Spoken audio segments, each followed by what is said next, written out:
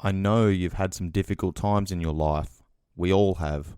I get that you might be feeling things haven't turned out the way that you thought they would when you were a little kid, full of fire, desire, and wonder. You didn't plan on each day looking the same, did you?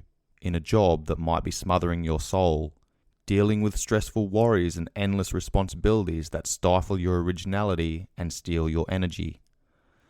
Lusting after unimportant pursuits and hungry for the instant fulfillment of trivial desires, often driven by a technology that enslaves us instead of liberates us. Living the same week a few thousand times and calling it a life. I need to tell you that too many among us die at 30 and are buried at 80. So, I do get you. You hope things would be different, more interesting, more exciting, more fulfilling, special, and magical. That is one of the paragraphs that I have highlighted in the book, The 5am Club by Robin Sharma. And that really stood out to me amongst a heap of other ones, which I'll cover off on a couple as we go through today's session, which is a little bit of a book review of what I'm reading at the moment and how I'm implementing these lessons into my life currently. Now, if you've been following me for a while, you'll know that I protect the first and last hour of my day. So think about how many people you know, or this might even be you, where the first thing you do when you wake up in the morning, when your alarm goes off, is reach over, grab your phone, turn your alarm off, and then start scrolling, where you're checking off notifications, you're checking your emails, you're replying to messages, you go onto social media, etc. Now, consider this. That is starting your day being reactive, whereas if you turn your phone off, get out of bed, make your bed, brush your teeth, do some meditation, do some stretches, do some movement, do some learning, do some reading, might be walking, it might be opening the blinds, getting some light, getting some fresh air, etc. Owning the first hour of your day means you're being proactive. You're doing things that are serving you. You're doing things that are setting you up for the rest of your day. It is basically putting you on the front foot. Okay, so doing the important things early for yourself is extremely important in maintaining your discipline, your direction, your drive, your motivation, and your vision. Now, it's very easy to get drawn into and distracted by all of these other things. And a lot of people live their lives being distracted. And if you're being reactive at the start of the day, that sets a scene for the entire day. So my day actually starts the night before. So like I said, I protect the first and the last hour. So the last hour before I go to bed, I have no phone, I have no blue light, and I've spoken about this in a lot more detail in the sleep episode, which is part of the Swiss 8 mini-series. Okay, but basically the last hour of my day is where I switch off, I start down-regulating everything, I start preparing my body for sleep. Okay, so many people just watch Netflix and, do whatever. They're out and about and they don't prepare their body for sleep. And then they wonder why they sleep poorly, or most people don't even understand that they sleep poorly. Now, ask yourself this question: how often do you wake up in the morning before your alarm feeling refreshed, going, fuck, I feel good, I felt like I slept really well, my body's recovered, my mind's recovered, I'm going to get up, I'm going to get after today. All right, now, this is something I've been doing for years. I've been refining the process, but now I'm reading the 5am Club. I'm starting to tighten the screws on things. I've already got a really solid routine and I protect that. Anyone that knows me knows that, I'm turning my phone off at 9 o'clock every night and, I'm trying to be asleep somewhere between 10 and 10:30 and I'm normally getting up at 6:30.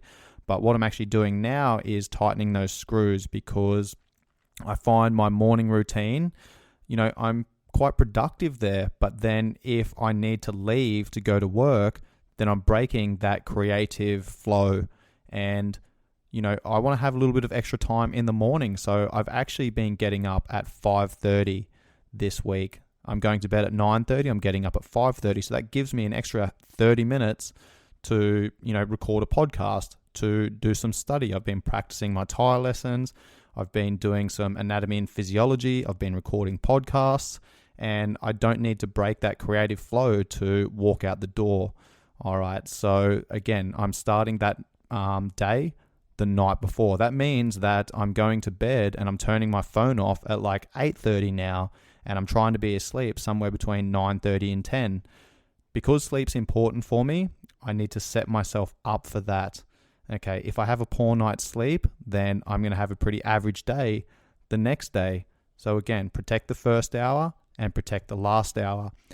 Now, something I want to say here is that some people will read the book, The 5 a.m. Club, and be like, cool, I'm going to start getting up at 5 a.m.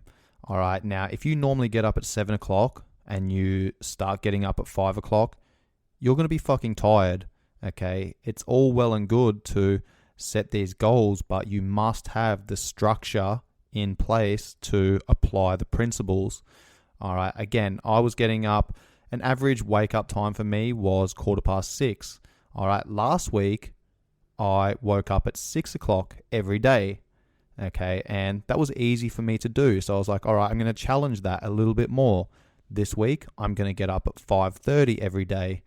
Now, here's the thing. If for whatever reason, I'm not sleeping very well and I'm tired by the end of the week, I'm recording this on Wednesday. So if by the end of the week, I haven't got up at 5:30 every morning and felt good, then I'm not going to push back to 5 o'clock next week. I'm going to stay at 5:30, get my body adjusted and adapted to going to bed at that time, waking up at that time, feeling good. Then I make some adjustments. Then I might push back to 5 o'clock. So now I get an extra 30 minutes in the morning before I need to walk out the door, and I'm going through that creative process. And again, for me, my most creative juices are flowing first thing in the morning. The more that my day passes, the more time goes by, the less disciplined I become. So I really like to do the most important things first thing in the morning. And if I'm being distracted by other things, then those things aren't going to get done. And particularly not as my day starts rounding out. I'm not going to get that shit done as the day progresses. So very important for me to go through my personal growth, my discipline, and, work on my projects, my own personal projects, first thing in the morning. We've become masters of compromise, slowly and steadily allowing in more aspects of mediocrity until a point arrives where it's our standard operating system. Real leaders never negotiate their standards. They know there's always room to improve. They understand that we are most connected to our sovereign nature when we are reaching for our best. Alexander the Great once said, "I'm not afraid of an army of lions led by a sheep. I am afraid of an army of sheep led by a lion."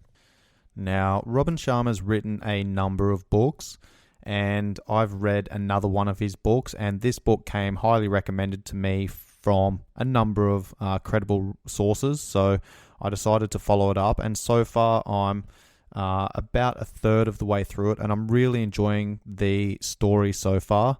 And I really like Robin Sharma's style of writing, and the first book that I read of his is The Monk Who Sold His Ferrari. And if you haven't read that book, I highly recommend that. That is also an excellent read, and his style of writing is to write fables where he tells a story of a number of people, but imports a heap of philosophical questions, social psychology, biology, neuroscience. There's so many aspects that he has put together very, very well in being able to tell a story and push across the principles that he's trying to teach.